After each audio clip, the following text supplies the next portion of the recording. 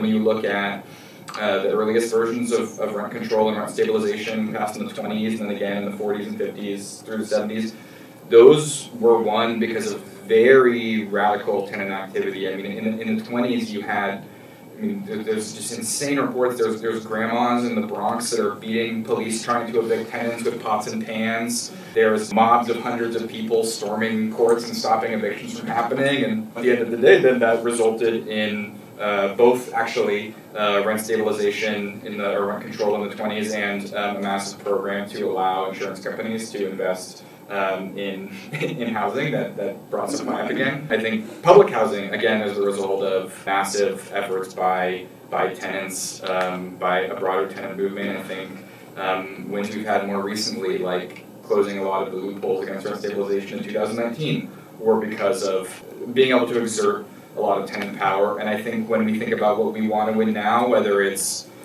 new social housing, whether it is stronger eviction protections, expanding eviction protections, we go down the list and everything that we're all going to talk about that we want, it all comes back to having organized tenants in our buildings and across our portfolios, and then being able to flex that power more broadly across the city and state.